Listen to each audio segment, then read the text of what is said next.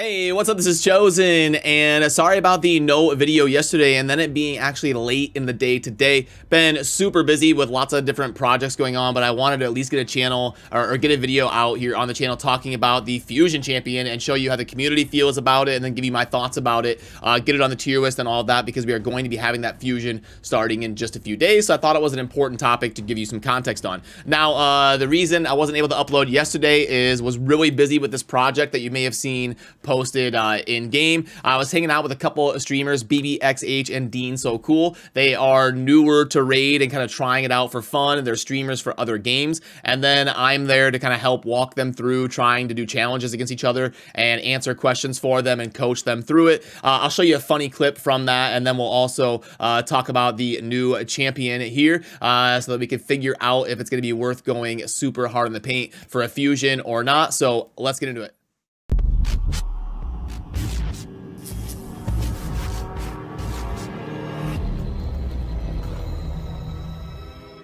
Alrighty, so first of all, I promised you a funny clip from that show that we did yesterday, and it was about a 2-hour show, but this is going to be like a highlight from it. So they have to do different challenges, and they literally have like level 1 champions that they haven't had time to level up yet, and we're in a rush. Like, we have 20 minutes to try and complete certain challenges, so there isn't time to like grind the campaign or do a bunch of farming. You have to try and complete challenges the best you can with like level 1 champions. Well, Dean So Cool had a challenge here to place 5 debuffs on a dungeon boss, and I was trying to get him to be able to do it on the dragon, and this was kind of how it played out for you. Okay, this is it. So, like, this is the playthrough. This is it. I'm getting it right now. Now, Rector is not placing the attack. Yep. Because Rector can place attack down. So can Tyrell. 2? Yeah, there's 2. You need the weekend. Oh, no. We didn't place the weekend right there. Oh, God. 2?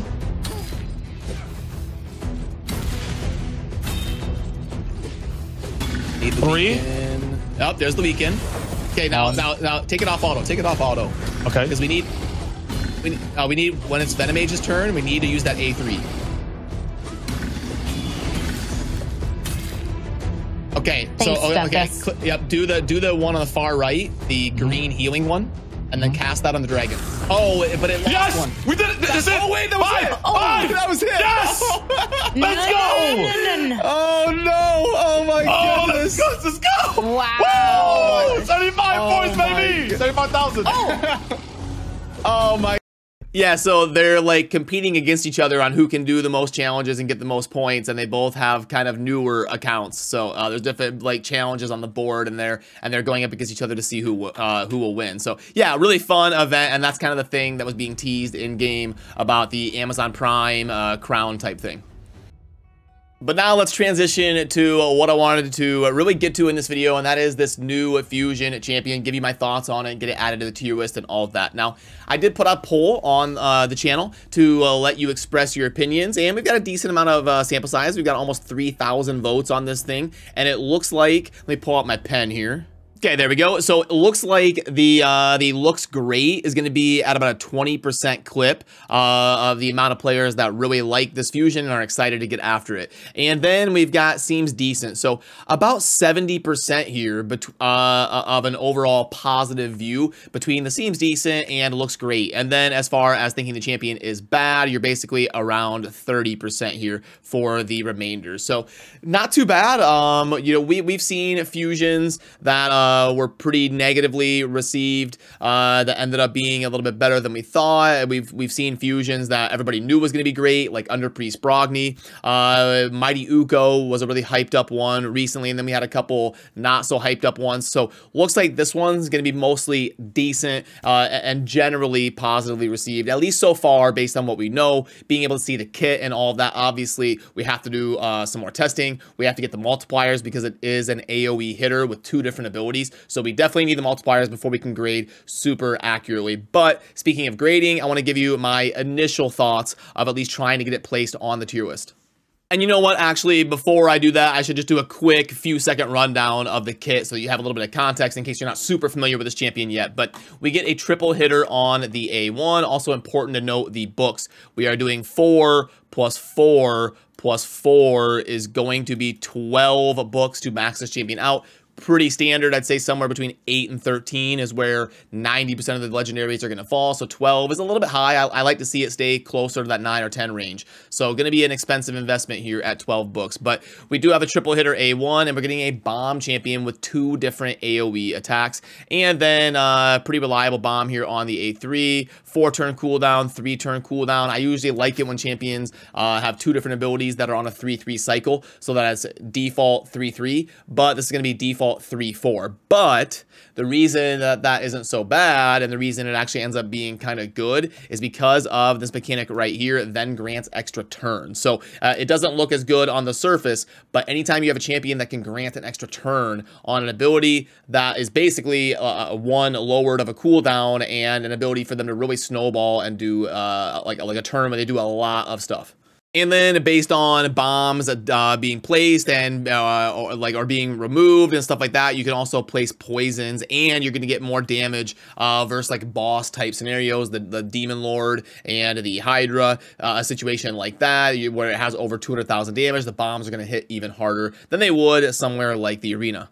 So all in all, we've got a bomber that can also snowball some poisons with an AoE decrease attack, an extra turn ability, which can help really crank stuff out, and a triple hitter A1 that can also place bombs as well. So now over on our tier list that we're constantly working on, and I'll link to this down below if you want to go to the actual web, nice looking version of the tier list. But I need to get the new Fusion Champion added to the sheet that codes into this tier list, and then when it updates pretty soon here, it will get the champion in the context of the website. So right now, let's go over to the spreadsheet, and I'll show you the grades. Okay, so this is the sheet, and this is what actually codes into that website. This is where we input the numbers, like me or Cold Brew or Scratch or whoever's working on the tier list at the time. This is where we code the numbers and then have it plug into the website when the website auto-populates. But so this is my first initial reactions of Nishag. Now, obviously, there's a few disclosures that need to be done. I haven't tested this champion. I don't know the multipliers. I'm just trying my best to get the champion graded and added, but some of these numbers are possibly going to be adjusted as we learn more about the champion. So definitely feel free to let me know down below where you agree and where you disagree, because I love hearing the most feedback I can from players, the community, and all sorts of different people, so that I can try to constantly be changing numbers on the tier list and keep it up to date as best I can. So out the gate, we went with a 7 on book value. Taking 12 is a little bit rough, but it's a pretty decent champion with an extra turn mechanic and a decent amount of scarcity. Not amazing. Extra turn is decent scarcity. Placing bombs, there's not a ton of them, but it's also not a super sought after role. And we did get you know, Gaius and stuff recently, but there is a little bit of scarcity there. It's not going to be like a 10 or something though, in terms of bringing something super special to the table, because like a champion with high scarcity would be somebody like Seer. You know, like there's one of Seer as an epic that can kind of blast down AoE nuke is an example of that. Progression 7, a little bit more of a damage dealer. This isn't like a Duchess or a Siphi or something like that. Endgame could be decent as a damage dealer in some of these different compositions, especially in boss fights. Demon Lord has the decreased attack, can increase duration of poisons, different abilities, placing a bunch of bombs could possibly do a good job there. Same drill in the Hydra. Arena, I gave an 8. As a damage dealer, there might be better options. Your Trundas, your Canderfons, your Rotos, all sorts of different champions that can kind of fill that slot, possibly better, but could definitely hit hard and do a decent amount of damage. Again, we'll have to kind of adjust as we test a little bit more here. Then the Doom Tower, I mean, mostly decent. Faction Wars, I think, could be a really good.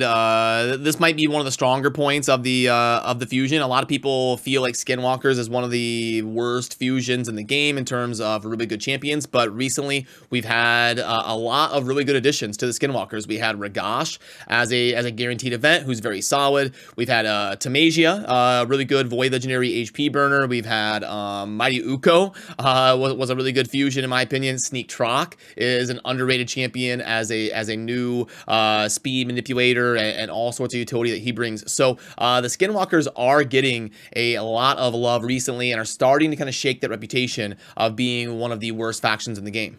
Then for the other stuff, I mean, your different dungeons here, like Iron Twins, other than being like a damage dealer, probably not going to be amazing. And the 2 different AoEs is decent for the spider, but probably not like an end game, a viable spider champion. The triple hitter A1 is nice for the Fire Knight. And then the dragon, I think is going to be the best dungeon for this champion, at least kit wise, before I do more testing. You've got the decrease attack, which is really good in the dragon. And then the dragon is kind of like a DPS race. You don't have any minions or anything to deal with. So placing a bunch of bombs and having them pop off, and the poisons and the decreased attack, I think is going to be a really good champion for the dragon. And then the ice golem, mostly just kind of a damage dealer who can do a decent amount of damage. The bombs could be a little bit rough in the golem to have it pop off and ruin some of your 100% win rate teams. So maybe not like a 9 or a 10, but can do a decent amount of damage. So that's kind of where my head is at right now, and it ends up grading out overall right here as a 7.5. Now, our tier list is kind of structured in a way to go all the way up to even over 10. It is on a 1 to 10 scale,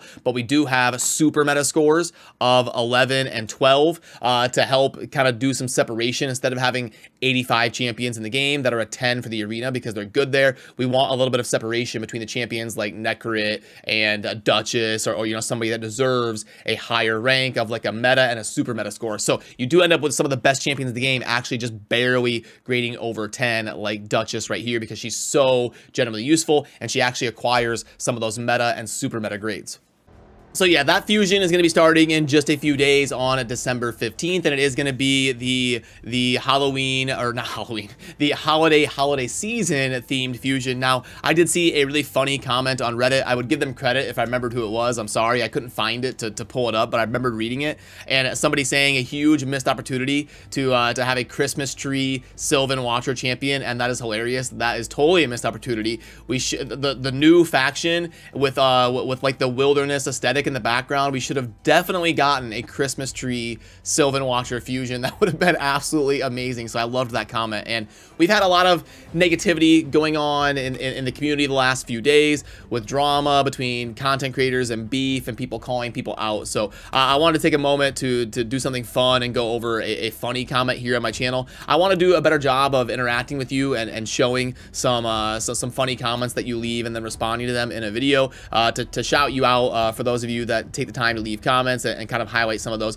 And full disclosure, I got this idea from my good friend Ash. I see him do a really good job over on his channel of interacting with people and pulling up funny comments and stuff like that. So I'm gonna start with this one right here at the end of today's video from Golden Goose GG. Chosen, your hair is hair goals for me. What do you use or tell the stylist to do?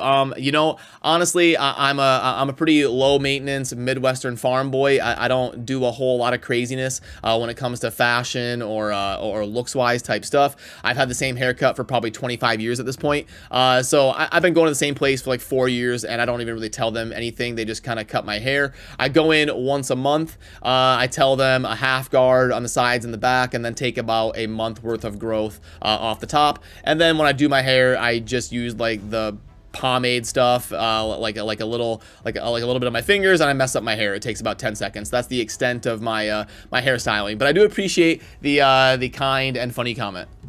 So yeah, alrighty, sorry for the late upload here on a Sunday and missing yesterday. Just had so much going on with the different projects and all the hours and stuff that was going in to making that show a success with BBXH and Dean So Cool. But it was definitely worth it. It's been a lot of fun so far, and there's actually more episodes of that to come. So have a great rest of your Sunday, and we will get things kicked off here on the channel starting tomorrow, diving into a bunch of stuff revolving around the fusion and all the crazy things that are happening right now in Raid Shadow Legends. So remember to subscribe on your way out. I'll see you soon in the next video. Thanks for watching. Peace.